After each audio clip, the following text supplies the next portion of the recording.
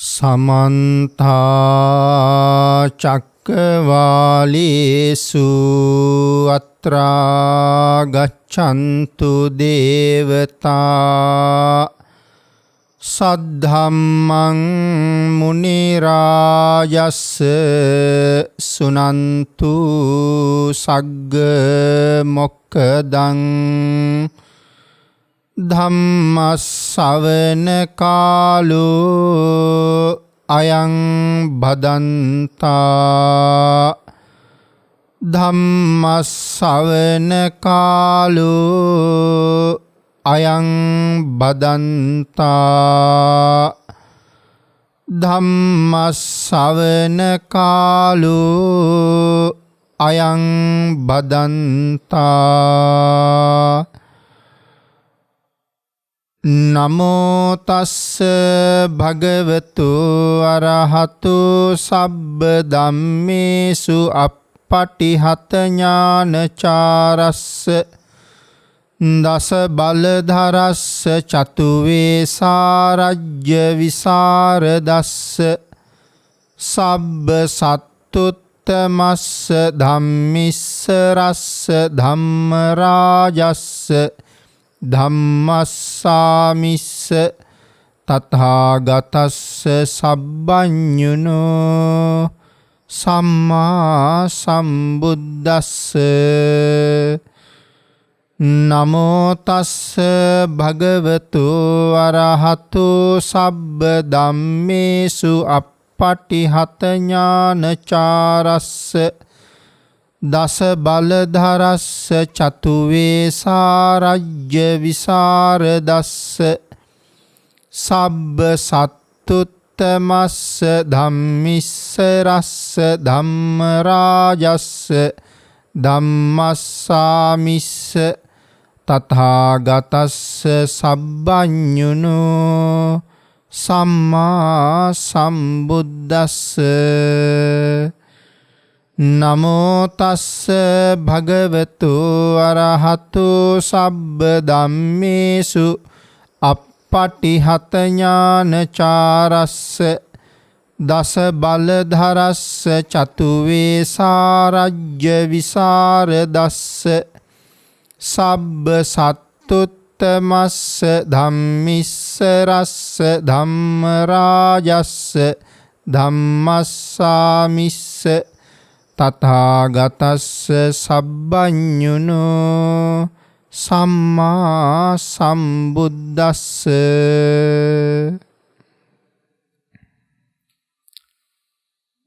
සද්ධර්ම ශ්‍රාවක කාරුණික ගුණගරුක බෞද්ධ පින්නතුනි, බොහෝම ශ්‍රද්ධාවෙන් යුක්තව සියලු දෙනාම සූදානම් වෙන්නේ තිලෝගුරු සම්මා සම්බුදුරජාණන් වහන්සේ දේශනා කොට වදාළ පරම ගම්බීර වූ ශ්‍රී සද්ධර්ම රත්නයෙන් අබමල් රේණුවකටත් වඩා අඩු බොහෝම පුංචි කොටසක් දේශනා කරවගෙන ධර්ම ගෞරවය පෙරදරි කරගෙන දේශනාගත ධර්මයේ ශ්‍රවණය කරන්නත් එසේ ධර්ම ශ්‍රවණය කිරීමෙන් ලැබෙන අවවාද අනුශාසනා තම තමන්ගේ ජීවිතවලට එකතු කරගෙන වඩාත් නිවැරදි මෙලව ජීවිතයක් සකස් කරගන්නත්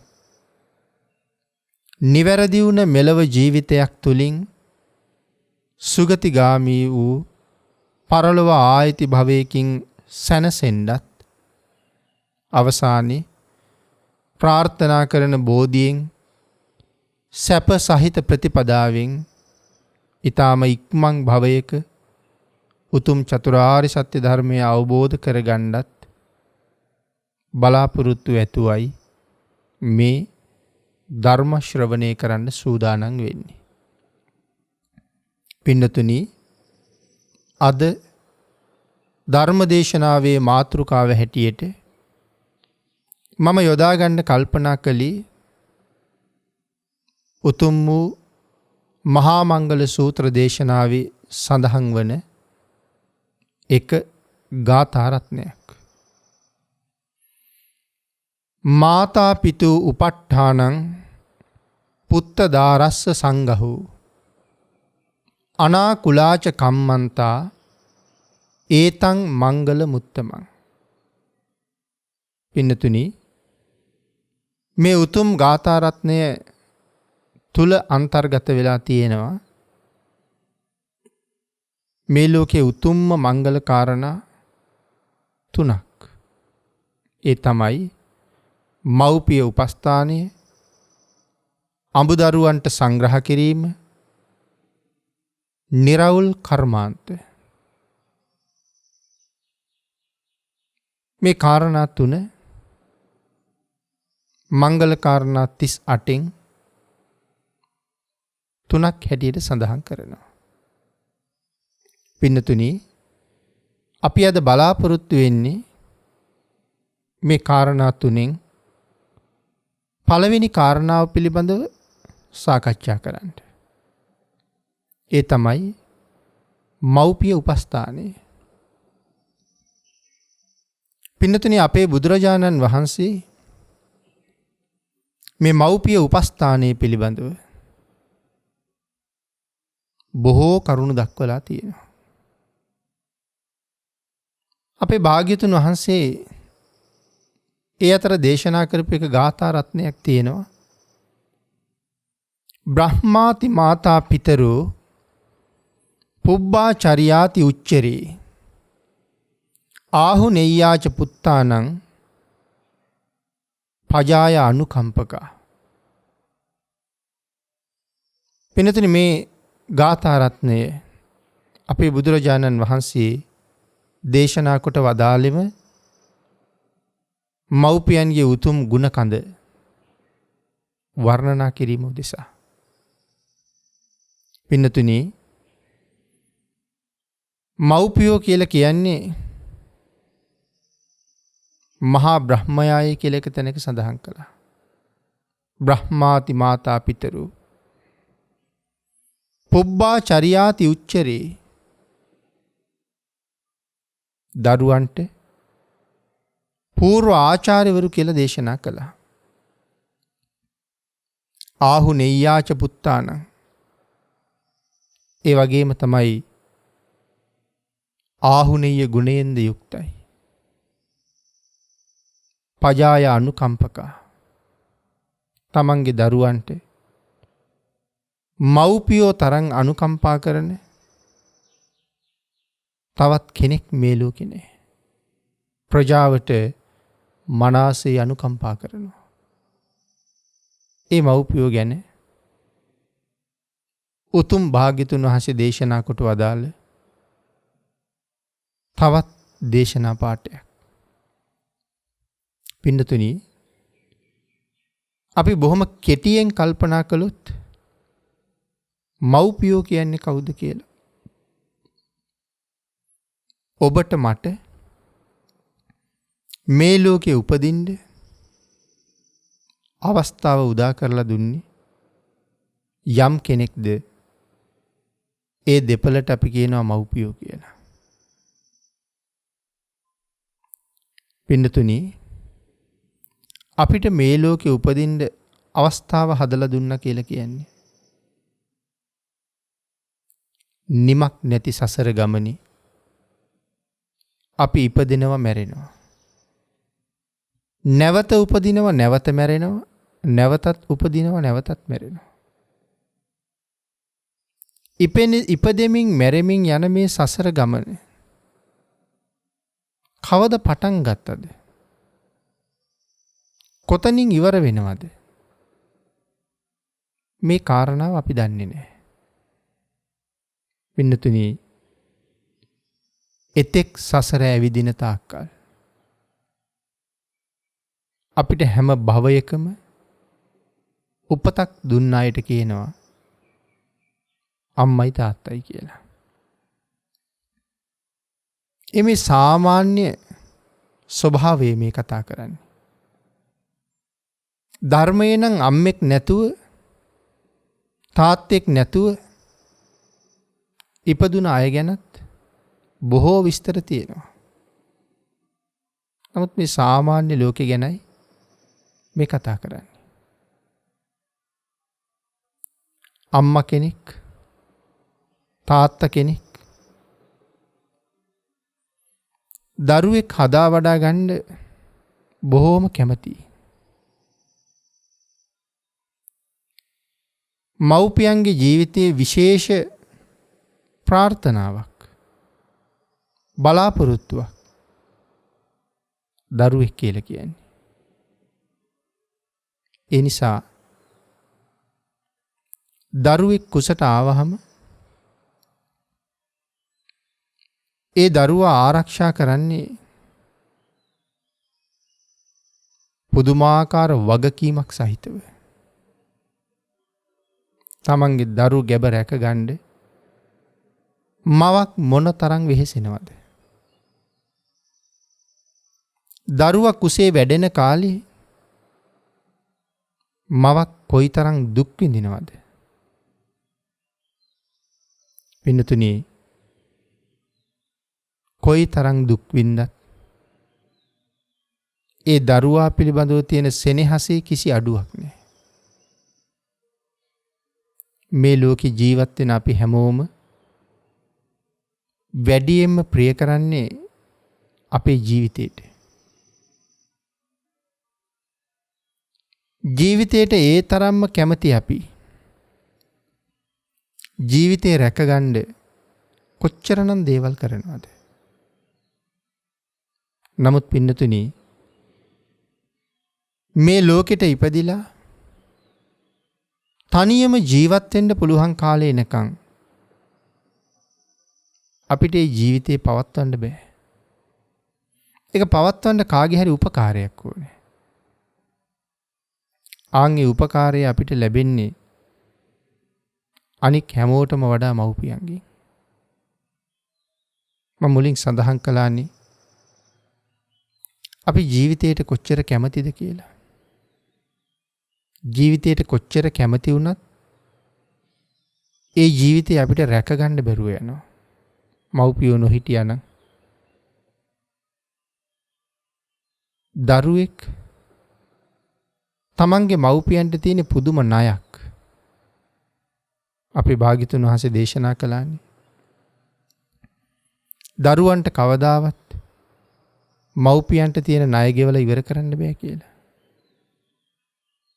ඒ ණය ගෙවලා ඉවර කරන වෙනම ක්‍රමයක් ධර්මයේ තුල තියෙනවා. නමුත් මේ කරුණ පැහැදිලි කරනකොට භාග්‍යතුන් වහන්සේ එක උදාහරණයක් දේශනා කළා. යම් දරුවෙක් තමන්ගේ අම්මයි තමන්ගේ තාත්තයි දෙවුර මත තියාගෙන අවුරුදු 100ක් ඒ මවටයි පියාටයි උපස්ථාන කරනවා. 100ක් අවුරුද්දක්ම ඉන්නේ දෙවුර මත. නාවන්නේ දෙවුර උඩ තියාගෙන, කණ්ඩ බොණ්ඩ දෙන්නේ දෙවුර උඩ තියාගෙන, අනික් හැම කාර්යයක්ම කරන්නේ දෙවුර උඩ තියාගෙන. මව්පියෝ මල පහ කරන්නෙත් ඒ දරුවගේ දෙවුර උඩමයි. මුත්‍රා පහ කරන්නෙත් එහෙමයි. නමුත් ඒ කිසිම කාරණාවක් ගැන අල්ප මාත්‍ර අමනාපයක් නැතුව මව්පියන් වෙනුවෙන් කළ යුතු සෑම කාර්යයක්ම ඔහු කරනවා. තමන්ද පිරිසිදු වෙමින් 100ක් අවුරුද්දක් තිස්සේ නිමක් නැති දුක් ඉවසමින් මව්පියන්ට මේ විදිහට උපස්ථාන කරලා මව්පියෝ කරෙන් බිමෙන් තියහම ධර්මයේ සඳහන් කළේ ඔහු මව්පියන්ට සලකපු නැති කෙනෙක් කියලා. මව්පිය ණයෙන් නිදහස් නැති කෙනෙක් කියලා. විශේෂයෙන් ණයෙන් නිදහස් නැති කෙනෙක්. මෙච්චර කරලත් මේ ණයෙන් නිදහස් නැත්තම් මව්පියන්ට තියෙන ණය කොච්චරද කියලා හිතලා බලන්න. කොහොමද ඒක නිමා කරන්න කියලා හිතලා බලන්න. ඇයි පින්නතුනි මෙච්චරම ණය? පින්නතුනි ඒකයි මම මුලින් සඳහන් කළේ මේ ලෝකේ අපි වැඩියෙන්ම කැමති අපේ ජීවිතේට. අම්මගේ කුසට අපි ඉස්සරලාම බැහැගත්තට පස්සේ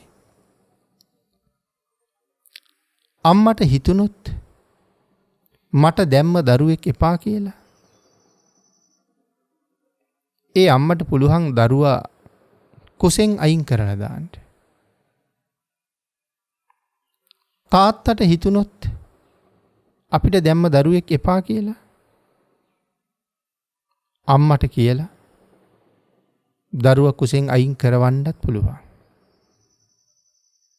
අම්මට දරුවා ඕන වුණත් තාත්තා දැම්ම ඒකට කැමති නැත්තම් තාත්තගේ බලපෑම නිසා අකමැත්තෙන් නමුත් අම්මට දරුවා අයින් කරගන්න සිද්ධ වෙන්නත් පුළුවන්.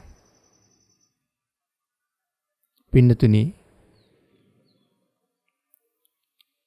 මව් කුසක දරුවෙක් හැටියට පිළිසිඳ ගන්නේ අනාදිමත් කාලයක් සංසාරේ කරගත්ත මහා කුසල කර්මයක ප්‍රතිඵලයක් හැටියට. සංසාරේ බොහෝසේ සිල් රැකලා ලබා ගන්න ජීවිතයක් මනුස්ස ජීවිතය කියලා කියන්නේ. යම් කෙනෙක් උපදින්නේ කොහෙද කියන කාරණාව තීරණය කරන්නේ සීලයයි කියන එක අපේ පින්නතුන් බණ අහලා දැන් හොඳට දන්නවා. සීලයෙන් තමයි උපදින තැන තීරණය කරන්නේ. මොකද මේ ලෝකේ උපදින්න තැන් හුඟක් තියෙනවා. අපායේ උපදින්නත් පුළුවන් මැරිලා. තිරිසනෙක් වෙලා ඉපදෙන්නත් පුළුවන් මරණයෙන් පස්සේ. ප්‍රේතෙක්, අසුරයෙක්, යක්ෂයෙක් මෙහෙම ඉපදෙන්නත් පුළුවන්. දෙවියෙක්, බ්‍රහ්මයෙක් වෙලා ඉපදෙන්නත් පුළුවන්.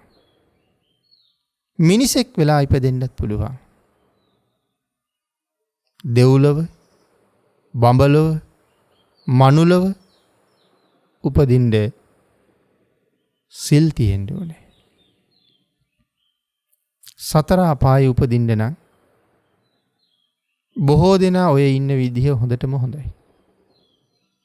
මහන්සි වෙන්න දෙයක් නෑ සතර අපායට යන්න. නමුත් සුගතියකට යන්න හුඟ මහන්සි වෙන්න ඕනේ. පෙර කරන ලද පින් බොහෝසේ වියදම් කරලා ලබාගත් ජීවිතයක් මනුස්ස ජීවිතය කියලා කියන්නේ. ආන් එහෙම සසර හුඟක් පින් කරගෙන සිල් සම්පූර්ණ කරගෙන මනුලව උපදින්න භාග්‍ය අරගෙන මව් කුසක පිළිසිඳ ගත්තාම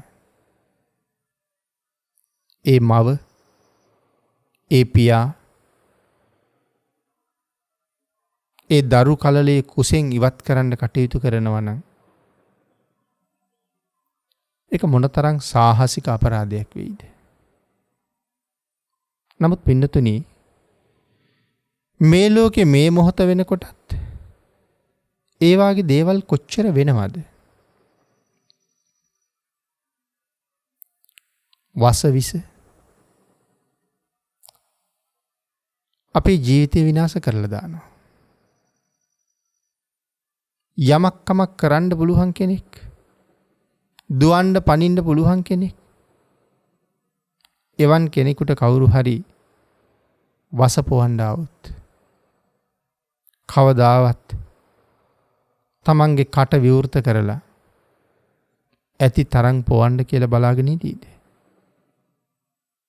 පින්නතුනි බලහත් කාරකමින් නමුත් පොවන්න આવොත් තමන් නම් කට ඇරලා දෙන්නේ නෑ ඒකට. මොකද අපි ජීවිතේට ඒ තරම්ම කැමතියි. නමුත් මව් කුසේ ඉන්න දරුවා මොන තරම්නම් අසරණයිද කියලා හිතලා බලන්නකෝ. දැන් නම් වහපවන්න දෙන්නේ අපි පොවන්න આવුත්. අපිම කට වහ ගන්නවා. නමුත් අම්මා මේ කලලයේ දිය කරන්න පුළුවන් විනාශ කරන්න පුළුවන්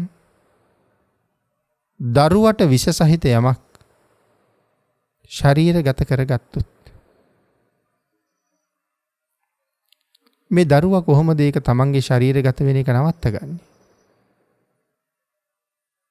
තමන් තාම ජීවත් වෙන්නේ අම්මගේ ශක්තියත් එක්ක. තමන්ගේ ශරීරයෙන් මවත් සමග සම්බන්ධ වුණ ඉන්ද්‍රියක් හරහා මව ගන්න ආහාරයේ පෝෂණය උරාගෙන ඔහු කෙමෙන් කෙමෙන් වැඩෙනවා. ඔහුම ඉලක්ක කරලා අම්මා පාවිච්චි කරන බෙහෙත ඒ කලලේ දිය කරවන බව ඔහු නොදන්න නිසා ඒ බෙහෙතේ ශක්තියෙන් ඒ වටිනා මනුස්ස කලලේ විනාශ වෙලා යනවා. එහෙම නැතුව තවත් මෝරලා නම් එහෙම දිය කරන්න බැරි නම් ඔය ගබ්සා කිරීම වාගේ ක්‍රමවලින් ඇතුලේ ඉන්න දරුවා කෑලි කෑලි වලට කපලා එළියට අරන් දාන්නත් පුළුවන්. එහෙම මහා අපරාධ මේ ලෝකේ ඕන තරම් වෙනවා. තවත් නොයෙක් ක්‍රම ඒ සඳහා පාවිච්චි වෙනවා ඇති. මම මේ කියන්න හැදුවේ අපේ අම්මට ඇයි අපි මෙච්චර ණය? අපේ අම්මත් එහෙම වුණා නම් එහෙම කළා නම් ඔබවත් මමවත් අපි මෙහෙම ඉන්නවද අද? එහෙනම් අපි මේ ලෝකේ නෑ. අපේ තාත්තා අම්මට එහෙම කීවනම් බලපෑම් කළා නම් නැති කරවන්න පාපතරයෝ ළඟට එක්ක ගිහිල්ලා කටයුතු කෙරෙව්වනම් ඔබත් මමත් මේ ලෝකේ ඉන්නවද? ඒත් නෑ. නමුත් පින්නතුනි එහෙම කරන සමාජයක අපේ අම්මට එහෙම හිතුනේ නෑ. ඔබේ අම්මට එහෙම හිතුනේ නෑ. ඔබේ තාත්තා එහෙම කරන්න කියලා කීවේ නෑ. ඒ මව්පියෝ බොහොම ආදරෙන් අපි කුස ඇතුලේ පෝෂණය කළා. මෙලොවට බිහි කරලා ඊටාම සෙනෙහසින් ලොකු මහත් කළා. අපිට ලෝකෙ පෙන්නුවා. ලෝකෙ ජීවත් වෙන්න ඉගැන්නුවා. අන්න ඒ නිසයි මව්පියන්ට මෙච්චර ණය. පින්නතුනි මේ ණය බර පහසුවෙන් ගෙවන්න බැරි බව බුදුරජාණන් වහන්සේ දේශනා කරලා තියෙන හැටි අපි එක උදාහරණයකින් මුලින් කතා කළා. අපි කුස ඇතුලේ තියාගෙන මාස 10කට ආසන්න කාලයක් අම්මා නොවින්ද දුකක් නැහැ. අම්මයි තාත්තයි පුදුම සතුටු වුණා වගේම සමහර වෙලාවට කනස්සල්ලකුත් හිතේ තියෙන්න ඇති. මොකද වුන් දන්නේ කුසේ වැඩෙන දරුවා හොඳට නිරෝගීද කියලා දන්නේ නැහැ. ඉපදුනාට පස්සේ ඇස් නොපෙනෙන කෙනෙක් වෙයිද? කතා කරන්න බැරි කෙනෙක් වෙයිද? මන්ද මානසික කෙනෙක් වෙයිද? ඇවිදින්න බැරි කෙනෙක්ද? සදාකාලික ලෙඩෙක් වෙයිද? මේ එකක්වත් දන්නේ නැහනේ. ඒ නිසා කුසේ ඉන්න කාලේ මේ දේවලුත් හිතනවා. එහෙම නොවෙන්න ඕනේ. ඒ නිසා අපේ බොහෝ මව්පියෝ දරුවෝ කුසේ ඉන්න කාලේ හරියට පින්කම් කරනවා. පින්කම් කර කර දරුවට ආශිර්වාද කරනවා. ලෙඩෙක් නොවෙන්න ඕනේ කියලා.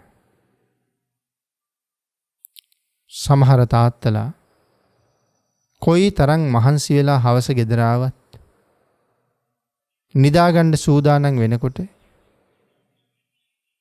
අම්මා ළඟට ගිහිල්ලා කුස අතගාලා පිරිත් සූත්‍රයක් දෙකක් දේශනා කරලා කියවලා දරුවටත් අම්මටත් ආශිර්වාද කරනවා. දෙදෙනාම සුවපත් වෙන්න ඕනේ කියලා. කාන්තාවක් මේ ලෝකේ විඳින දුක් අතර විඳින ඊටා දරුණුම දුක තමයි තමන්ගේ දරුවා බිහි කරන එක. ඒක මොනතරම් අපහසු අවස්ථාවක්ද? ධර්මයේ සඳහන් කරන විදිහට නියම කල්වයස් කුස ඇතුලේ ගෙවුනට පස්සේ කර්මජ වාතයේ විසින් ඒ දරුවා අනිත් පැත්තට හරවනවා.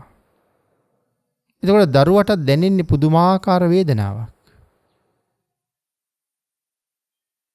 එහෙම හරවලා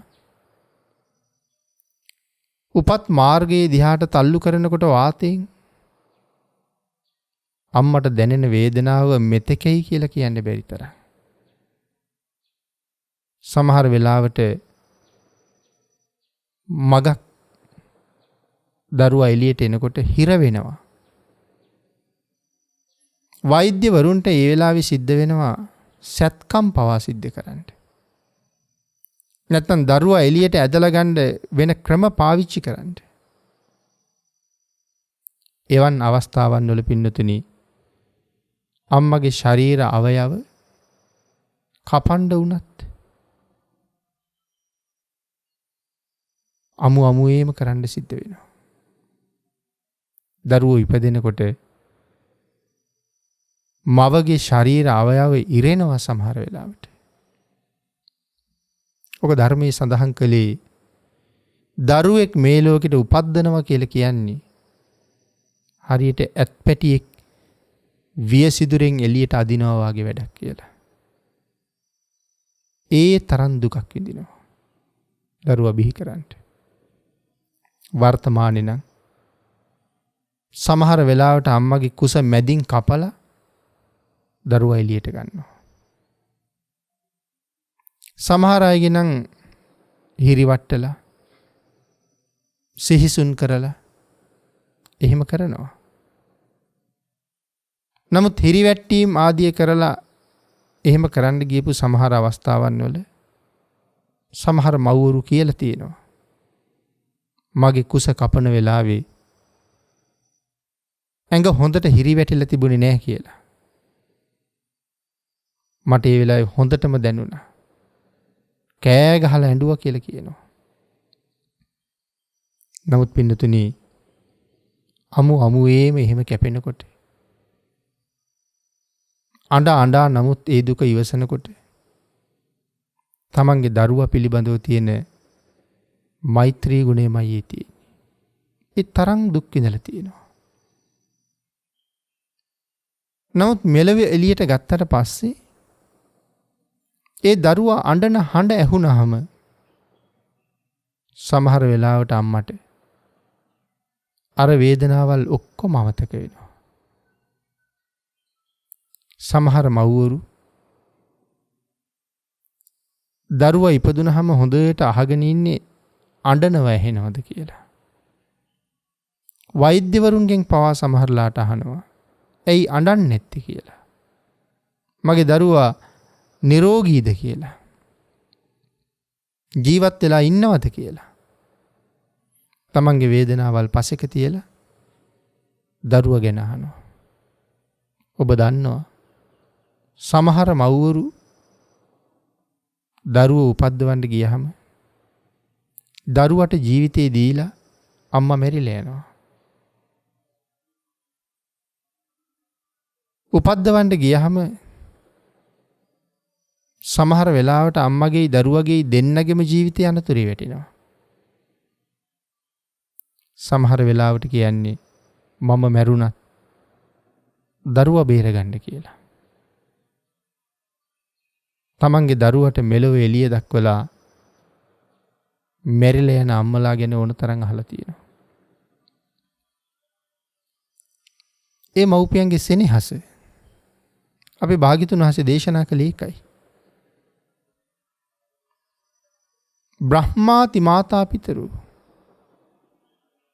අම්මා තාත්තට මහා බ්‍රහ්ම කියලා කියන්නේ සුදුසුයි කියලා.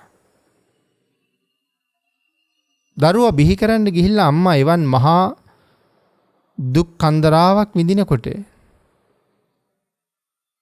තාත්තා මොන තරම් මානසික පීඩනයකද ජීවත් වෙන්නේ එළියට වෙලා. දරුවට හානි වෙයිද? බිරිඳට හානි වෙයිද? දෙවියන්ට කියනවා. තමන්ගේ ශාස්ත්‍රවරුන්ට කියනවා. තුනුරුවන්ට කියනවා. පිරිත් කියනවා. බුදුගුණ සිහි කරනවා. එහෙම කර කර අම්මටයි දරුවටයි ආශිර්වාද කරනවා. දරුවා බොහොම නිරුපද්‍රිතව ලැබුණ කියලා ඇහුනහම අහගත්තහම ඒ තාත්තට තියෙන සැනසීම කොච්චරද කියලා හිතා ගන්න බෑ. නිවන කියන්නේ මොනතරම් සුවයක්ද කියන කාරණාව පින්නතුනේ අපිට තේරෙන්නේ නැහැ. ධර්මයේ සඳහන් කළේ නිබ්බාණං පරමං සුඛං. නිවන නම් පරම සුවයයි කියලා. සමහර මව්පියෝ තාත්තලා අම්මයි දරුවයි දෙන්නම හොඳින් කියලා කියහම දැන් නම් මට නිවන් ගියා වගේ කියලා හිතනවා. ඒ වචනේ ඒ තරම්ම සැනසීමක්. මහා බ්‍රහ්මයා ප්‍රජාවට දක්වන අනුකම්පාවත් එක්ක ගුණ 4ක් මහ බඹු ළඟ තියෙනවා කියලා සඳහන් කරනවානේ. මෙත්තා, කරුණා, මුදිතා, උපේක්ඛා. තමන්ගේ දරුවා කුසේ වැඩෙන්න පටන් ගත්ත තැන ඉඳලා අම්මගේ තාත්තගේ දෙන්නගෙම මෛත්‍රිය මේ දරුවා කෙරෙහි තියෙනවා. මෙත් සිත මෛත්‍රියෙන් ආශිර්වාද කිරීම අම්මා තාත්තා දෙන්නම ගාව තියෙනවා. මේ ලෝකෙට ඉපදුනාට පස්සේ මේ දරුවට නොඑක ආකාරයේ ලෙඩ හැදෙනවා. සමහරලට මදුරුව කනවා. සමහර තැනකදී කූඹියෙක් දෂ්ට කරන්න පුළුවන්. ශාරීරික වේදනාවක් ඇති වෙන්න පුළුවන්.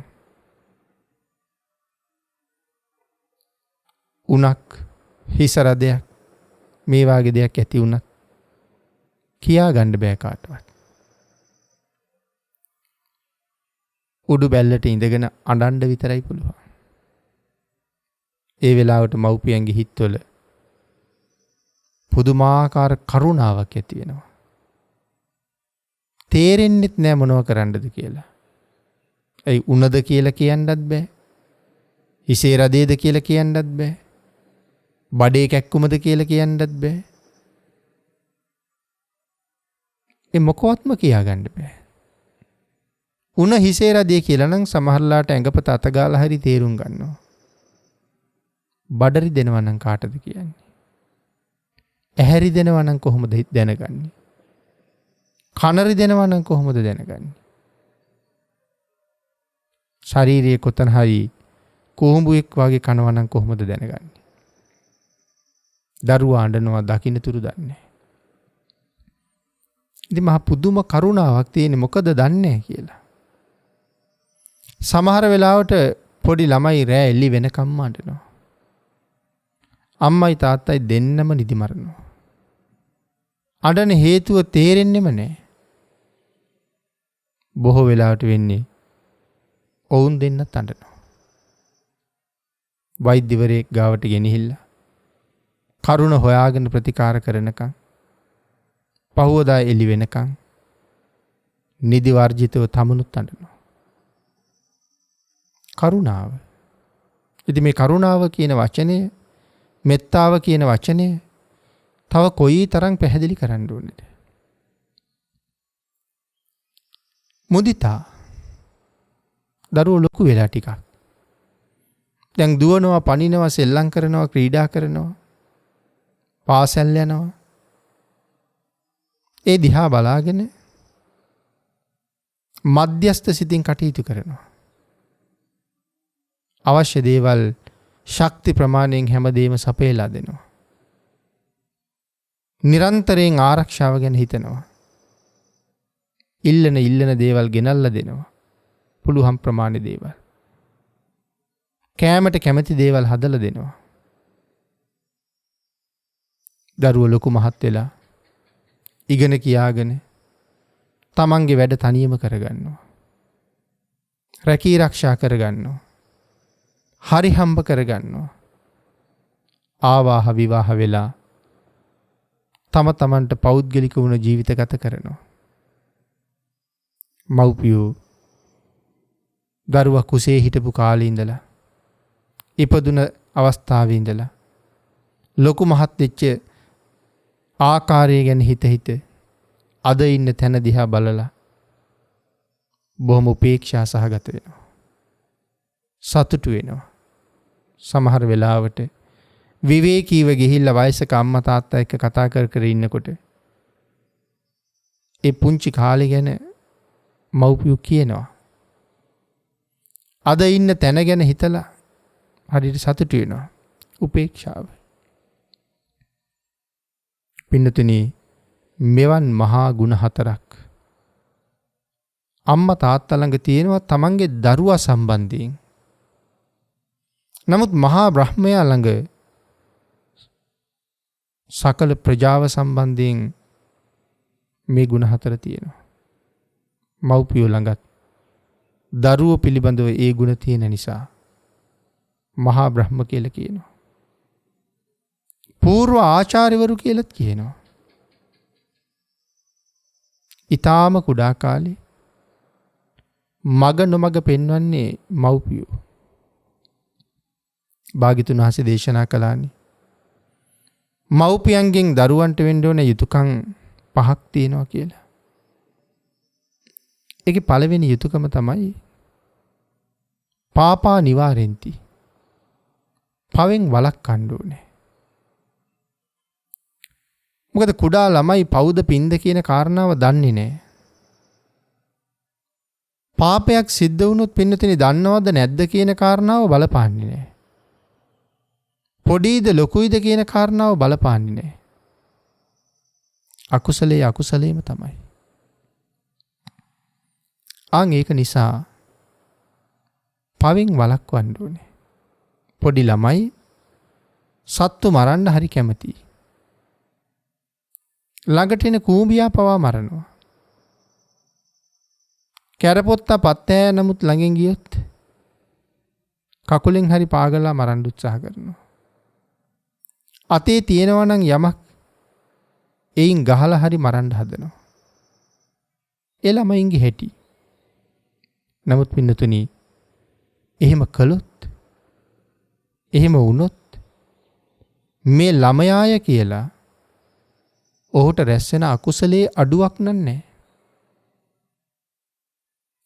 අන්න ඒක නිසා සත්පුරුෂ මව්පියෝ පුංචි කාලේ ඉඳලා එවන් දෙයක්වත් වෙන්න ඉඩ දෙන්නේ නැහැ.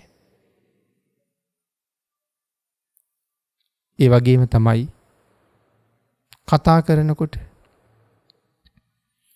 අම්මට කතා කරන්න ඕනේ මෙහෙමයි, තාත්තට කතා කරන්න ඕනේ මෙහෙමයි, වැඩිහිටියන්ට කතා කරන්න ඕනේ මෙහෙමයි, සහෝදර සහෝදරියන්ට කතා කරන්න ඕනේ මෙහෙමයි. ඒ කරුණු අම්මා තාත්තා තමයි කියලා දෙන්නේ. ඒ විතරක් නෙමෙයි පින්නතුනි, සමාජයේ හැසිරෙනකොට, සමාජයේ ජීවත් වෙනකොට කටයුතු කරන්න ඕනේ මෙහෙමයි. බොරුව, වංචාව නිරන්තරයෙන් ඔවුන්ගෙන් ඈත් කරන්න ඕනේ. කවදාවත් බොරු නොකියන අය බවට පත් කරන්න ඕනේ. ඒකට මව්පියෝ සතුව හොඳ ප්‍රඥාවක් තියෙන්න ඕනේ. මව දරුවට බොරු කිව්වොත් දරුවා මවට බොරු කියන එක කවදාවත් නවත්තන්න බෑ. සාමාන්‍යයෙන් හුඟක් දරුවෝ බොරු කියන්න පටන් ගන්නේ මව්පියන්ගෙන්. මව්පියෝ නිසා. ඒකයි මම සඳහන් කළේ එවන් දේවල් වලින් දරුවෝ බේරගන්න මව්පියන්ට හොඳ ප්‍රඥාවක් තියෙන්න ඕනේ කියලා. කෙසේ වෙතත් ටිකෙන් ටික ලොකු මහත් වෙනකොට මව්පියන්ට උගන්වන්න තියෙන දේවලුත් වැඩි වෙනවා. ඉඳ ගන්න හැටි උගන්වන්න ඕනේ. ආහාර පාන ගන්න හැටි උගන්වන්න ඕනේ. වැසිකිලි කැසිකිලි ආදී පාවිච්චි කරන හැටි උගන්වන්න ඕනේ. මහජනයා ගැවසෙන තැන්වල හැසිරෙන හැටි උගන්වන්න ඕනේ. පන්සලට ගිහිල්ලා හැසිරෙන්නේ කොහොමද? භික්ෂූන් වහන්සේලා ළඟ හැසිරෙන්නේ කොහොමද? ත්‍රිවිධ චෛත්‍ය ළඟ කටයුතු කරන්නේ කොහොමද? මේ හැම කරුණක්ම උගන්වන්න ඕනේ.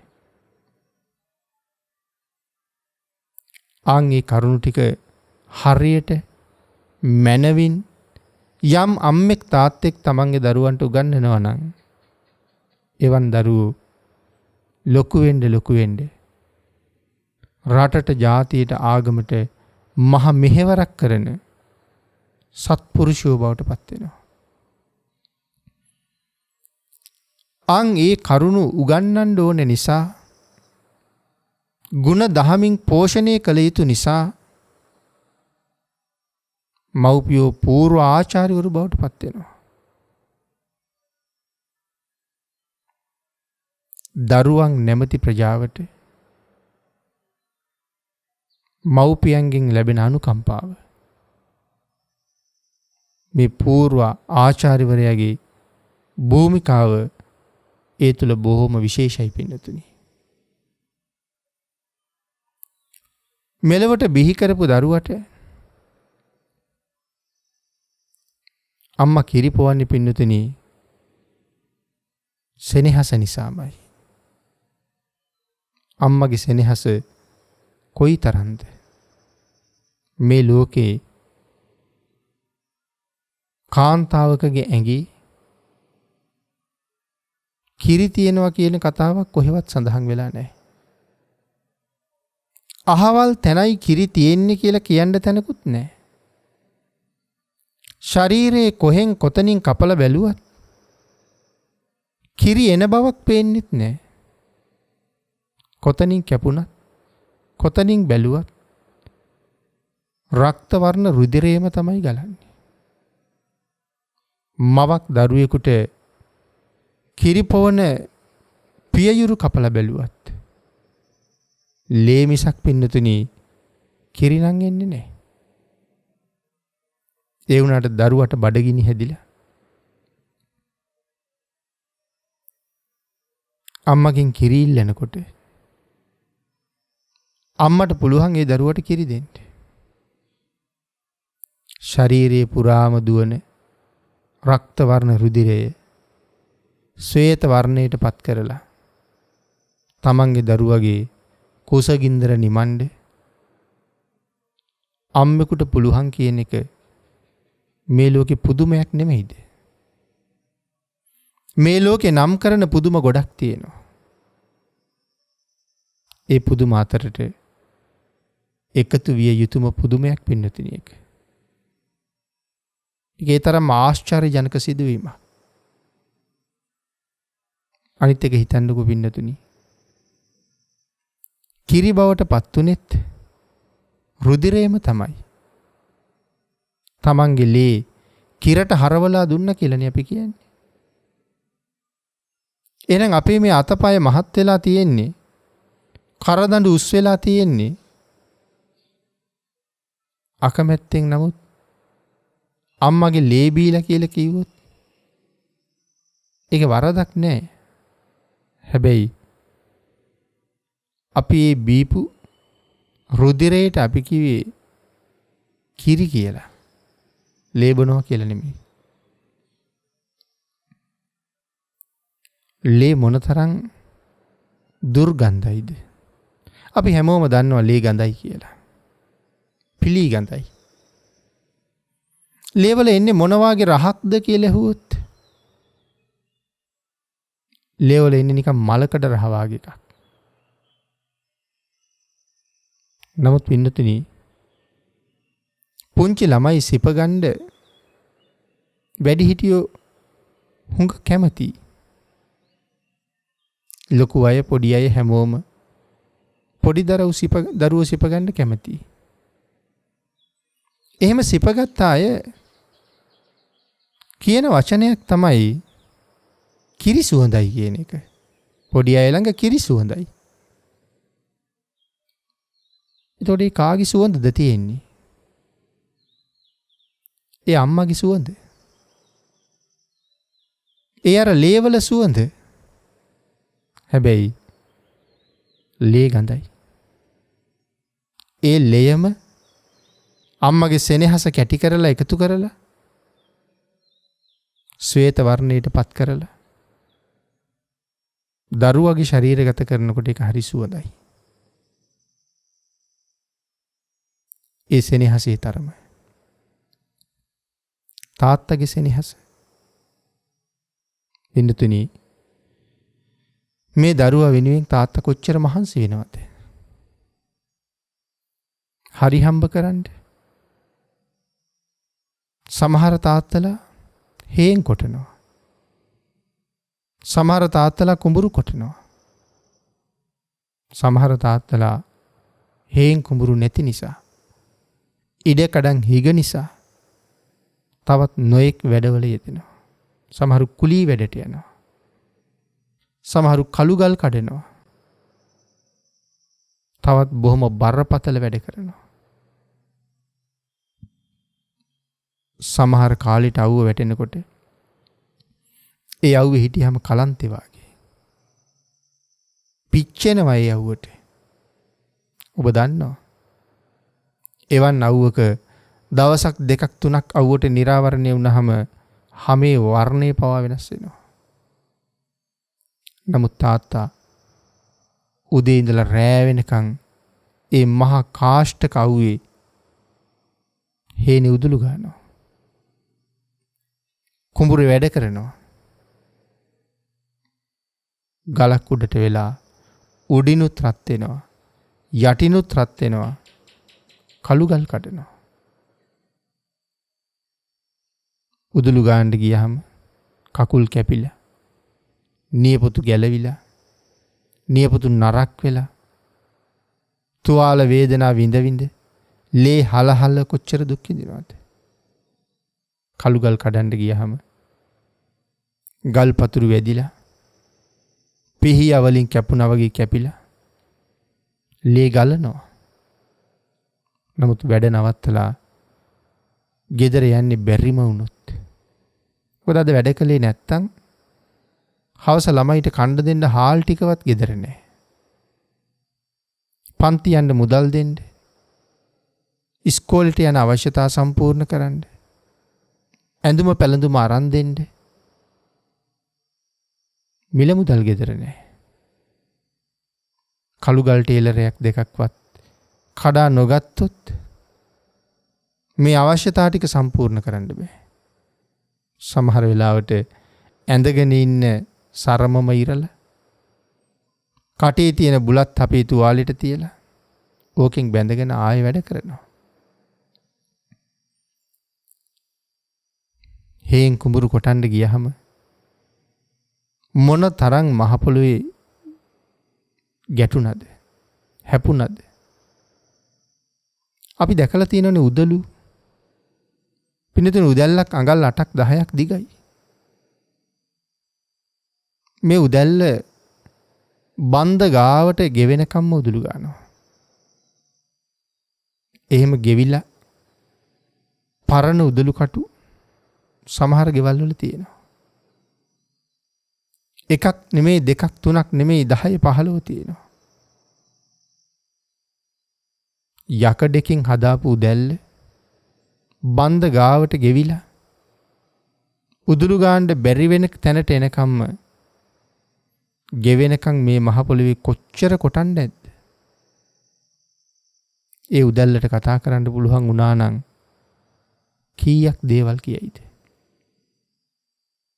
ගෙවිච්ච දෑකැති, ගෙවුන කැති, ගෙවුන පොරෝ ගෙවල් වල තියෙනවා. රැකියාවක් කරන්න ගියහම පින්නතුනි කී දෙනෙකුගෙන් බැනුම් අහනවද? කී දෙනෙකුට බැගෑපත් වෙන්න ඕනේද? ඒ රැකියා කරන ස්ථානේ මොහොතක් පරක්කු වෙන්න බෑ. ඉහළ තලයේ අයගේ නොයෙක් වැඩවලට උදව් කරන්න ඕනේ. නොකටයුතුකම් පවා කරන්න සිද්ධ වෙනවා. සමහරලාට ඒවට අකමැති වුණොත් දුර ඈත පළාත් වලට මාරු කරන්න පුළුවන්. එහෙම වුණොත් දරුවෝ ළඟට බිරිඳ ළඟට හැන්දෑවට එන්න වෙන්නේ නැහැ. ආන් එහෙම වෙන නිසා මොන තරම් තාඩන පීඩන ඉවසනවද සමහර වෙලාවට. එහෙම හිතාම රැකියාවක් කරන කෙනෙක් මාසේ අන්තිමට පඩියක් ගත්තට හේනි කුඹුරේ වැඩ කරන අයට වඩා තව අසරණයි කියලා හිතෙනවා. හේනට නම් වමනා වෙලාවට යන්න පුළුවන්. කැමති වෙලාවට ආපහු එන්න පුළුවන්. මොකද රැකියාවක් කරන කෙනෙකුට එහෙම බෑ. මේ තරම් දුක් විඳින්නේ වෙන කවුරුවත් නිසා නෙමෙයි, දරුවෝ නිසා. ඒකයි මම කියේ උදැල්ල කතා කළොත් අපිට මොනව නොකියයිද? උදැල්ලේ මිට මිරිකන්න පුළුවන් නම් කොයිතරම් දහදිය ඇද්ද? උදළු මිට කතා කළොත් තමන්ගේ ඇඟේ තාත්තා දහදිය ගාපු තරම් කියයි කොච්චරක්ද කියලා. ඒ මහ පූට කවුවේ වැඩ කරනකොට අතත් වේලිලා මිටත් මැදිලා ඉතින් වැඩ කරනකොට ලිස්සනවා. තාත්තලා කරන්නේ නලල අත ගාලා, පපුව අත ගාලා, ගලන දහදියෙන් අත තෙමාගෙන ආයේ උදැල්ල අතට ගන්න එක. ඒ තෙත් ගතියට ආයෙ ටික වෙලාවක් උදැල්ල අතට බදලා තියෙනවා. ඉතින් එහෙම මේ උදැල්ල ගෙවෙනකන් වැඩ කරනකොට මේ දහදිය කොච්චරක් මේ උදළු මිට බීලා ඇද්ද? මව්පියෝ ගැන හිතනකොට ඒ මව්පියෝ අපි වෙනුවෙන් කොයි තරම් දේවල් කරලා තියෙනවද පින්නොත්. අපිට ඒව අහගෙන ඉන්නත් බැරි තරම්. අපිට ඒව අහගෙන ඉන්න වෙලාවකුත් නැහැ. ඒ තරම් කියන්න දේවල් තියෙනවා මව්පියන්ට. ඒ අපි මේ අද ඉන්න තැනට ගේන්න ඕන නිසා. පින්නතුනි මව්පියන්ගේ ගුණය කතා කරලා නිමක් කරන්න බැරි තරම් අපි භාග්‍යතුන් වහන්සේ දේශනා කළේ එවන් මව්පිය ගුණ කොයි තරම්ද කියලා. ඒ තරම්ම ගුණ තියෙන නිසා ඒ ගුණයට සලකලා ඉවර කරන්න කොයි තරම් අමාරුද? ඉවර කරන්න බෑ කියලා දේශනා කළේ ඒකයි. මේ මුළු මහ පොළොව තලයේම බෙර ඇහැක් වගේ සමතලා කරලා රණින් රිදියෙන් මුතු මැණික් වලින් පුරවලා මවයි වියයි ඒ මත සතපෝලා ඒ සියල්ල ඒ දෙන්නටයි කියලා කීවත් අම්මා පෝපු එක කිරි කඳුලකවත් තාත්තා පෝපු එක දහඩිය තාත්තා හලපු එක දහඩිය බින්දුවකවත් ණය ගෙවන්න බෑ කියලා සඳහන් කළේ. අම්මටයි තාත්තටයි සක්විති රජය ලබා දෙන්න පුළුවන් වුණොත් ඒත් දරුවන්ට මව්පිය ණයෙන් නිදහස් වෙන්න බෑ කියලා දේශනා කළා. ඒ ණය ගෙවන්න නම් ක්‍රමයක් දෙකක් භාග්‍යතුන් වහන්සේ දේශනා කළා. දරුවෙකුට පුළුවන් නම් සිල් ගන්නේ නැති මව්පියෝ සීලයට යොමු කරන්න. තිසරණ නැති මව්පියෝ තිසරණයට යොමු කරන්න. තුනුරුවන්ට ගරු නොකරන මව්පියෝ තුනුරුවන්ට ගරු කරන අය බවට පත් කරන්න.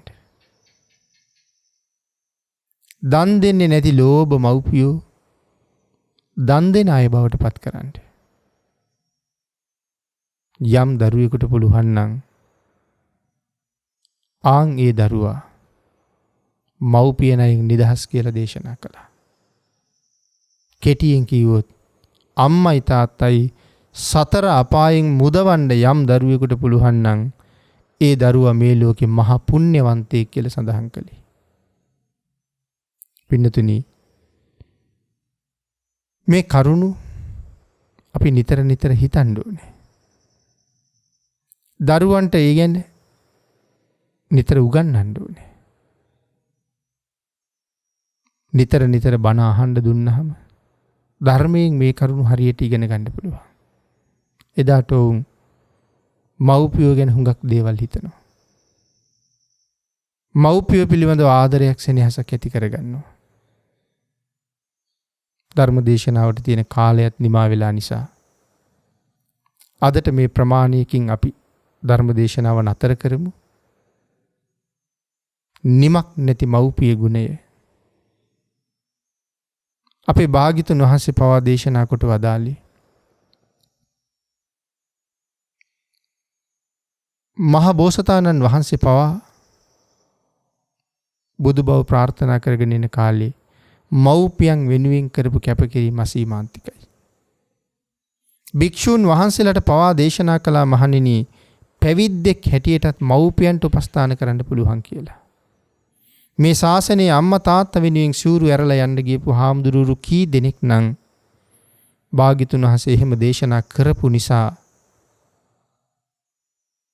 නැවත මහානකමේ ඉඳගෙන මව්පියෝ පෝෂණය කළාද? එවන් අවස්ථාවන් වල භාග්‍යතුන් වහන්සේ ජාතක කතා පවාගෙන හැර දැක්වුවා. මහණෙනි, පෙර මමත් මෙහෙම කළා කියලා. අන්තිම ජීවිතයේ අපේ බුදුරජාණන් වහන්සේ තමන්ගේ මව වෙනුවෙන්, තමන්ගේ පියා වෙනුවෙන් ඒ යුතුයකම් කවදාවත් අමතක කළේ නැහැ. භාග්‍යතුන් වහන්සේත් මව්පියන් වෙනුවෙන් කළ යුතු යුතුයකම් ටික කරලා අපිටත් දේශනා කළා මව්පියෝ අමතක කරන්න එපා කියලා. ඔබත් ඔබේ ජීවිතය තුළ ඒ ගුණය මනාව ප්‍රකට කරන්න. ඒ ගුණය ඔබ තුලත් මනාව විද්‍යමාන කරන්න, ප්‍රකට කරන්න.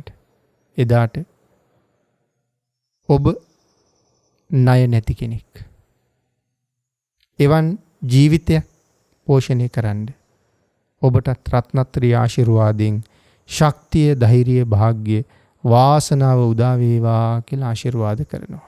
ආකාසට්ඨා ච බුම්මට්ඨා දේවා නාග මහිද්దికා පුඤ්ඤන්තං අනුමෝදිත්වා චිරං රක්ඛන්තු ලෝක සාසනං දේවෝ වස්සතු කාලේන සස්්‍ය සම්පatti හේතුච පීතෝ භවතු ලෝකෝ ච රාජා භවතු ධම්මිකෝ. මෝහක්ඛයෝ නිබ්බානං